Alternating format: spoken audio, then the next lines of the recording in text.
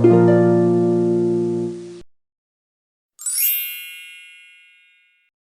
teman-teman, jumpa lagi bersama kami dan ini adalah episode ke-9. Dan kita hari ini mau membicarakan tentang penerbitan bersama teman saya, Ardi, yang di episode 8 kemarin bercerita tentang buku ya. Buku, ya. Oke, siap. Berarti nggak usah perkenalan lagi ya? Iya. Sekali tok ya? Oke. Kita mau bicarain penerbitan nih. Nah, sekarang dengar-dengar dirimu mau bikin penerbitan ya? Sudah bikin, baru aja. Baru aja. Oke. Gimana itu? Tolong diceritakan awal mulanya kok tiba-tiba tertarik untuk menggeluti dunia penerbitan buku. Ya, awalnya sih saya coba-coba. Awalnya emang nggak niat bikin sejak lama gitu, cuman kayak ngalir aja sih, karena selama ini dapat proyek nulis terus akhirnya ada yang butuh makin banyak dan kayaknya agak ribet kalau dilempar ke penerbit gitu loh. Oh, karena di episode 8 nih sepertinya sudah cerita dulu ya. Menulis terus kemudian pergi ke Jogja hanya untuk menerbitkan. Iya, ngurus bolak-balik gitu. Nah, sekarang mau bikin sendiri di Salatiga. Iya. Terus apa di Salatiga nggak ada? Kalau setauku sejauh ini ada satu. Itu pun cuman buat proyek dia sendiri gitu loh. Enggak yang nampung naskah gitu. Berarti maksudnya dia nerbitin untuk diri dia sendiri. Oke. Makanya ini mau membuat yang untuk banyak orang. Yang bisa membantu banyak orang buat menerbitkan karyanya masing-masing. Siap. Jadi tapi nggak harus di Salatiga ya? Maksudnya dimanapun enggak sih, enggak harus. Oke. Cuma mungkin akan lebih gampang karena bisa ketemu kalau Salatiga, lebih sering ketemu gitu. Deket ya? Iya. Berarti kalau kita mengacu biasanya kalau ini klise ya teman-teman, maksudnya kalau membuat satu badan gitu, ada visi dan misi. Iya, visi dan misinya. Apa tuh? Mengatasi masalah? Apa masalah? Iya. Enggak. Visi apa? Misi ya sebenarnya itu sih buat, kan literasi memang di Indonesia sangat kurang dan industrinya pun makin turun. Nah, itu salah satu usaha saya sebenarnya awalnya untuk diri saya sendiri karena suka dengan bidang ini. Terus yang kedua untuk membantu teman-teman atau siapapun yang ingin berkarya dan biar kayak kata Pramudia itu, menulis itu bekerja untuk keabadian. Karena karyanya abadi. Bisa bermanfaat, keren. baca terus. I see, oke. Itu visi misinya. Ya. Misinya apa? Atau Misinya, jadi satu aja? Jadi satu. Oke. Sekarang kalau penerbitan, konsep penerbitannya, maksudnya bagaimana? Tadi kan bilangnya setahu saya penerbitan ya penerbitan, siapapun bisa masuk. Tapi ternyata di Salatiga ada penerbitan yang perorangan, dia menerbitkan untuk diri sendiri ya. Nah, kalau ini gimana? Kalau ini mungkin kita bandingkan sama zaman dulu. Itu penerbit biasanya tuh menerima naskah, menyaring yang bagus yang mana, terus semua dibiayai sama penerbit, kayak cetaknya, biaya desainnya. Jadi penulis ya cuma nulis. Tapi kalau sekarang karena zamannya udah bergeser, jadi penulis ini juga bertanggung jawab buat membiayai cetaknya. Tapi kalau zaman dulu bisa massal, sekarang bisa nyetak cuman dikit, cuman 5 cuman 1 aja pun bisa. Berarti volumenya ya, dulu harus misalnya 100 lembar. Dulu malah lebih 2000-an. Oh ya, oke, 2000. Sekarang 1 pun bisa. Iya, 1 pun bisa. Dan tapi itu bisa pasti terbit gitu loh modelnya, selama karyanya memenuhi syarat dan dia bisa membiayai untuk cetaknya minimal, ya itu bisa terbit. Oke, berarti kalau dulu saya nggak tahu ya, kalau dulu itu penerbitan sistemnya apakah misalnya saya seorang penulis, terus saya ke percetakan, saya kirim naskah, kemudian dicetak sama mereka, biayanya mereka, ya dulu gitu. Betul. Kalau sekarang bisa pribadi, tapi bisa juga nggak di percetakan yang dirimu bikin itu, dirimu yang membiayai? Kalau Belum ada? untuk sekarang kayaknya masih agak berat. Oke, karena masih merintis ya. Oke. Masih merintis. Tapi kedepannya ada rencana Kecuali kalau memang naskahnya itu sangat potensial untuk banget berkembang. untuk dijual, sangat berpotensi buat bestseller gitu ya bisa aja Bisa. sih dibiayai. Misalnya dulu waktu apa ya, sering ke toko buku itu ada serial teen lead. Nah, misalnya ada nih yang nulis teen lead terus dikirim dan misalnya tim gitu ya, tim di penerbitan itu merasa kalau naskahnya oke nih, nanti mungkin ini akan jadi booming atau gimana gitu. Berarti bisa juga. Bisa.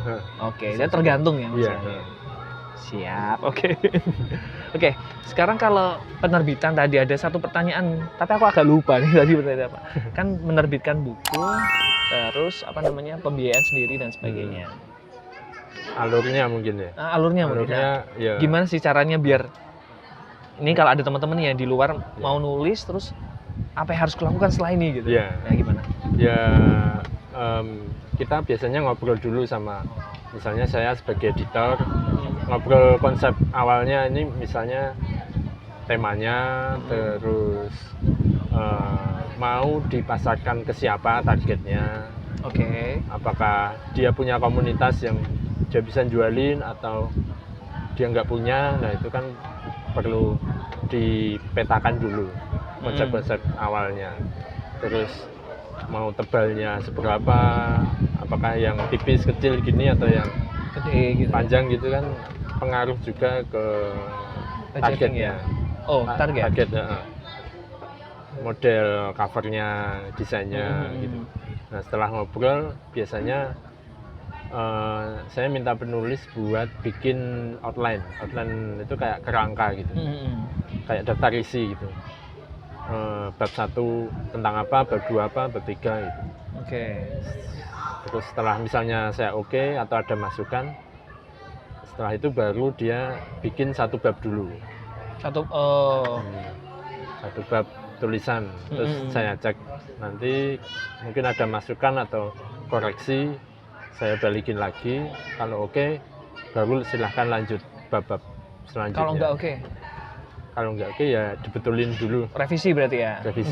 Nggak dikembalikan kan? Maksudnya oke stop aja gitu? Oh enggak. Oh berarti kan maksudnya dikembalikan, revisi, balikin lagi gitu? Iya. Oke. Terus kalau udah selesai semua, baru masuk ke layout. Layout itu berarti kan ngecek bikin dalamnya gini. Dalamnya, misalnya ada gambar ditata, apa? Penataan ya berarti. Penataan, tata letak. Terus cover, terus kalau udah jadi semua daftar ISBN. Oke, induk itu ya, nomor induk kan? Nomor induk. Tunggu. Penasaran nih, kalau maksudnya kan itu tadi kan di luar apa ya, kuasa dari penulis kan? Apanya? Layout lah, iya. sampul. Maksudnya itu kan prosesnya, hanya proses saja. Tapi yang dilalui oleh penulis itu dari apa saja sampai apa aja. Tadi kan berarti dari nulis, ketemu, bikin layout, konsep, nulis, selesai kan berarti. Setelah itu semuanya masalah dari penerbit gitu lah. Oke. Berarti kalau ini itu selesai. Apa ada lagi? Ya ini daftar ISBN udah sih. Sudah. Selesai. Jadi cetak, daftar baru cetak selesai. Oke. Sekarang nih pembiayaannya. Misalnya teman-teman kan mau bikin gitu lah. Terus ada satu kata yang mungkin menurut saya agak beda. Satu adalah mencetak dan menerbitkan. Kalau mencetak itu berarti kan membuat yang dari soft file jadi fisik. Tapi kalau publishing atau menerbitkan itu kan berarti kan membuat itu go public gitu. Nah ini yang dimaksud penerbitan di tempatnya dirimu itu yang mana? Ya yang satu package full, jadi kayak sampai terbit ya. Dari mentah, malah dari kertas kosong sampai jadi buku. Gitu. Berarti apa namanya ISBN tadi namanya? ISBN. ISBN itu adalah nomor yang dianggap sebagai nomor penerbitan. Bukan percetakan. Ini tanda bahwa bukunya terdaftar di Perpusnas. Oke, paham itu. Soalnya memang harus ada itunya kan. Iya, ada juga sih yang nggak ada, cuman kayak nggak sah itu. Nah, benar-benar. Ini berarti ini tiket halal teman-teman. Jadi kalau ada ini halal gitu ya. Oke. Paham. Oke, berarti sampai di situ prosesnya dibantu. Ya. Begitu. Terus nanti the rest untuk misalnya kayak marketingnya lah atau apanya atau iklan di sosmed atau apa itu Itu lain hal kesepakatan sih biasanya. kesepakatan lain hal. Mau penulis yang berusaha sendirian apa mau mau dibantuin gitu. dua-duanya apa penerbitnya atau Nah kalau sistem ini apa itu namanya ya? Join gitu loh. Bisa nggak? Misalnya kan kita nggak tahu ya ada penulis hebat tapi dia nggak kuat nih untuk bayar-bayar gitu. Bisa nggak kira-kira maksudnya kongsi ya, kongsi gitu. Terus separuh-separuh nanti kalau dapat untung ya separuhan gitu ada. Ada. Ya, Ada ini sih sistem salah satunya. Oh yang ini? Ini ya. Ini juga kan dia mungkin dilihatin berpengalaman di bidang aglonema. Tapi nggak bisa nulis. Juri nasional yang kurang bisa nulis. Kurang bisa nulis. Oke. Bukan tidak bisa nulis ya, kurang bisa. Akhirnya saya bantu menuliskan. Tapi dia bisa memasarkan ke teman-teman komunitas. Berarti dia bisa memasarkan tapi tidak bisa nulis terlalu bagus. Makanya butuh bantuan di bagian-bagian yang dia nggak bisa. Ya. Oke. Ya benar ya. Biayanya juga berdua. Oke, sip. Karena nanti yang dapat rekognisi juga berdua ya. Ya. Oke, sip. Sekarang boleh nggak sih spill biaya? Oh, kalau biaya, misalnya penerbit ambil satu buku aja mungkin, terus kira-kira satu mau nyetak, mau nyetak bener ya? Mau nyetak satu buku berapa gitu, yang ini terus yang apa gitu jenisnya beda, boleh? Biaya itu ada pra-produksi sama pas produksinya itu. Post produksi ada? Oke. Kalau pra-produksi itu biaya desain, terus layout, editor. 3 biaya itu sih biasanya. Gimana itu? Itu boleh di-spill? Boleh, tapi beda-beda banget tiap kota itu range-nya bisa panjang. Kalau di tempatmu, maksudnya dirimu? Misalnya di Jogja gitu ya, ada yang desain cover itu biayanya ada yang 350, ada yang 500 ribu. Oke. Untuk satu cover. Bukan $500 ya? Bukan. Ya 500.000 atau 350.000 untuk setting layoutnya. Covernya atau setting untuk layoutnya ini juga beda-beda, ada yang 4.000 per halaman, ada yang 2.000 per halaman. Sistem per halaman ini. Berarti semakin banyak halamannya semakin mahal. Oke, terus editor juga beda-beda juga. Ada yang udah satu buku sekian. Berapa ya? Ada yang global gitu. Global sekian, ada yang per halaman. Oke. Kira-kira itu berapa ya? Editor 1 juta? Ya, segitu mungkin ada yang segitu. Oke. Itu tadi apa? Pracetak. Sebelum cetak. Sekarang setelah cetak. Pas cetaknya itu tergantung, itu lebih rumit, tergantung ukuran, lebar, panjang, bahannya, finishing ini kan agak timbul. Coba. Oh iya, oke. Terus. Dan dia beda ya, ini matte, yang ini glossy gitu. Ini dove glossy. Oke. Terus apakah full color atau hitam putih itu bisa separuhnya itu. Harganya? Misalnya ini harga cetak satu buku, kalau ini sekitar mungkin 60.000 karena cetak digital. Ada cetak yang tidak digital? Ada, itu yang cetak massal. Dia masih pakai lempengan logam itu. Oh, ini digital tuh maksudnya pakai sudah computerized. Computerized. Gitu. Oh, I see. Oke. Mesinnya. 65 ya segini ya? 60 lah. Oh ya, 60. 60. Kalau yang lain, jenis lain. Yang ini lebih kecil mungkin. Ini dalamnya hitam putih. Sekitar mungkin 20.000 ya. Oh, ini 20.000 karena hitam putih. Oh, karena cerita aja ya. Terus nek nggak ada gambar pun gambarnya hitam putih. Hitam putih gambar. Oke, ini lebih murah ketimbang ini karena ini glossy semua ya sampai dan dalam. Ukurannya beda. Oke, lebih kecil. Mungkin diperlihatkan biar. Oke, ya, sip. Untuk cetaknya atau segitu. Ini yang tebal? Piro ini berarti? Tebal. Nah, ini kalau yang ini contoh yang cetak massal itu. Cetak massal. Enggak digital. Gimana? Cetak massal itu jatuhnya jadi murah banget. Oh, murah, tapi harus banyak. Harus banyak. Oke. Harus 2.000 apa 1.000. Karena berarti biasanya kalau gini ini memang sudah mau diterbitkan dan mau dimasukkan ke toko buku. Nih ini enggak ya. Maksudnya ini enggak. Oke. Jual sendiri.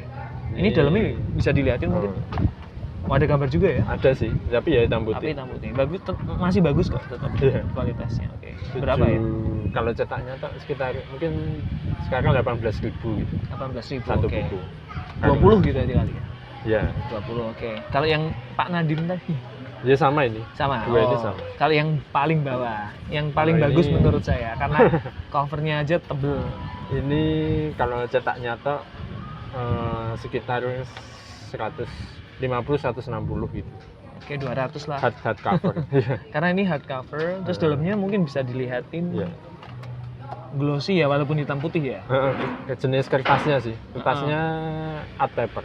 Oh, tebal juga ya beda ya. Art paper itu agak mengkilat gitu. Gila, Pak. Ini Licin. 150 ya. Mm-mm. Tapi ukurannya jauh lebih gede, 2 kali Jauh lipat lebih ini gede, ya. ya. Enggak ya? Ya, Lumayan lah ya. Oke. Oke, Ya, jadi beda-beda. beda-beda. Itu hanya tiap buku. Oke, berarti memang apa namanya? Kalau menerbitkan buku ini memang let's say nggak murah juga, tapi nanti akan ada satisfaction nggak sih? Iya, kayak pencapaian kayak jadi, kalau this is mine penyanyi gitu nggak sih? kalau penyanyi bikin album gitu. Oh, ini berarti albumnya penulis. Penulis. Oke, sip. Kalau balik lagi nih, kan ini kan kita membicarakan tentang penerbitan, dana sudah, apa-apa sudah, apa-apa. Nah, ini. Kira-kira selain penerbitan nanti, Ardi mau bikin apa lagi? Kalau ini besar ya, kan ini komersil kan penerbitannya. Komersil. Kalau yang kedepannya mau menerbitkan satu buku lagi tahun ini tentang namanya Polisi Bahasa. Ada Itu tentang apa ya? tata bahasa Indonesia itu. Oke. Buku yang mengoreksi kesalahan Bahasa Indonesia. bahasa Indonesia. Tapi bukannya dirimu bahasa Inggris ya? Ya itu. Seiring waktu ternyata lebih nyaman di bahasa Indonesia. Oke. Nah, kalau itu kan dari apa ya namanya? Rencana pribadi ya. Ya, Rencana rencana pribadimu sebagai seorang yang mau menulis sebagainya. Ya. Sekarang kalau apa namanya kita balik ke dirimu pingin Indonesia dengan literasi yang oke gitu kan, literasi nggak oke nih Ya. gitu. Saya sebagai guru pun juga mengakui literasinya kurang oke lah anak-anak zaman sekarang. Ya nggak tahu ya, tapi kerasanya begitu. Datanya saya juga nggak punya, cuman terlihat seperti itu gitu kan. Ya. Nah, dirimu sebagai orang yang berkecimpung di dunia perbukuan, penerbitan sebagainya, apakah ada kira-kira ada planning untuk membuat kita beranda-anda aja ya, misalnya membuat generasi Indonesia ke depannya itu bisa melek literasi dan lebih bagus literasinya gitu. Oh iya. Gimana? Ya pastinya nggak ada rumus yang pasti, rumus yang instan, apalagi teknologi kan gesernya cepat banget. Cepat, Dan itu lumayan banyak tantangan soal literasi terkait teknologi. Nah, ya mungkin kita cuma bisa berusaha sesuai bidang kita masing-masing. Misalnya kalau kita bikin produk, kalau buku ya yang kira-kira menarik buat anak muda, misalnya desain covernya disesuaikan. Oke. Terus isinya juga nggak yang kaku gitu, dalamnya lebih lucu atau menarik gitu. Pokoknya berarti menyesuaikan dengan interestnya anak-anak zaman sekarang, biar relate ke mereka, akhirnya mereka juga mau baca buku lagi gitu Yeah. ya. Oke, kalau tidak berhubungan dengan itu, berhubungan kali ya, tapi mungkin lebih jauh gitu. Apakah mungkin gitu nantinya dirimu bikin ini apa kayak pelatihan secara gratis untuk orang-orang yang mau mengembangkan bakatnya di bidang penulisan buku, atau dirimu mau ke sekolah-sekolah, kerjasama dengan sekolah terus memberikan I don't know apa workshop apa gitu-gitu. Oh iya. Ada rencana Ya, itu enggak? selama ini udah sempat berjalan beberapa pelatihan penulisan. Ada yang kerjasama sama dinas perpustakaan gitu misalnya, itu gratis buat masyarakat di Salatiga. Masyarakat Salatiga itu yang tinggal di Salatiga atau warga asli atau orang yang kebetulan aku mau dari Semarang mau ke Solo terus lewat dulu terus membaca gitu. Kalau Mana kemarin gratis? teori yang diprioritaskan yang warga Asli. Warga asli. Pendatang nggak? Pokoknya yang Kayaknya KTP-nya belum. di sini kali ya. KTP-nya KTP-nya di di sini, oke. Itu tahun 2022 kemarin. 2003 udah lewat juga, itu udah berjalan. Jalan, oke. Terus ada lagi ya pelatihan-pelatihan kayak di kelurahan gitu juga sempet minta Ada. pelatihan ada pelatihan fotografi, penulisan, digital marketing gitu. Aku ikut juga di dalamnya itu. I see. Yang bagian penulisan. Jadi sudah lumayan ya sebenarnya Ya, caranya. beberapa kali ngasih bekal gitu loh. Oke, sekarang kalau kita akhiri aja. Ya. Tapi saya minta beberapa wejangan mungkin atau pesan-pesan untuk anak-anak zaman sekarang atau masyarakat Indonesia pada umumnya yang mungkin masih merasa kenapa aku harus baca, mending tanya orang aja lebih cepat misalnya gitu. Karena memang dari kita SMA dulu ya, budaya baca itu kan memang sangat-sangat minim ya kan, dan sekarang ke depan sini kok malah semakin parah gitu. Nah makanya ada pesan-pesan nggak untuk teman-teman kita di luar sana yang mungkin juga mereka juga merasakan hal yang sama, atau mungkin mereka adalah salah satu target dari literasi tapi tidak melakukan sampai sekarang. Silakan. Ya, mungkin ada dua sisi ya, dari orang yang benar-benar sama sekali nggak suka baca, atau ada orang yang sebenarnya dia suka tapi males-malesan gitu. Ya kalau untuk yang males-malesan gitu ya mungkin bisa mencoba ambil apa aja buku yang kamu suka, terus belajar jatuh cinta kepada buku tersebut.